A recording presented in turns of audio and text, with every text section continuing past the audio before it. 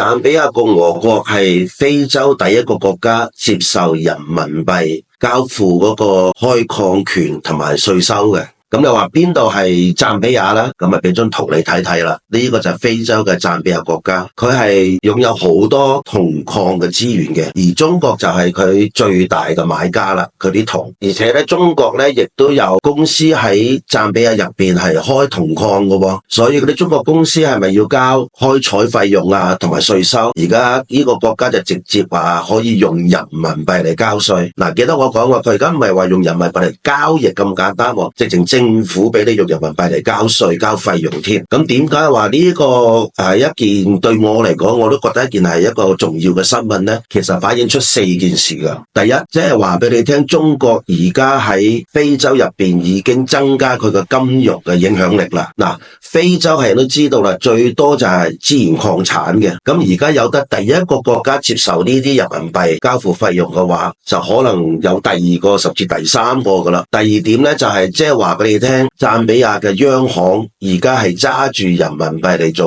儲備金嘅，即係亦都會鞏固人民幣嘅國際地位啦。第三，如果佢揸住咁多人民幣繼續同中國做生意嘅話，所有清算咧係會用中國嘅 CIPS 人民幣跨境結算系統噶啦，即係話而家直情係唔用美金，亦都唔用美國嘅 SWIFT system 嚟清算啦，用人民幣直接清算啦。第四點咧，我認為咧就係非洲而家係中國想推動人民幣國際化嘅試點嘅地方嚟嘅。我都話啦，啱啱講咗，而家有第一個國家肯咁做，可能會伸展到第二、第三個國家。如果非洲國家啲資源國家都能夠接受人民幣嘅話咧，就真係可以慢慢實行人民幣國際化啦。如果人民幣國際化嘅話，即係話對美元有咩影響咧？全世界都可能慢慢會轉到人民幣之後就去美元化。咁如果係咁嘅話，對美元嚟講應該就向下啦。咁如果美元向下嘅話，對美國投資嘅股票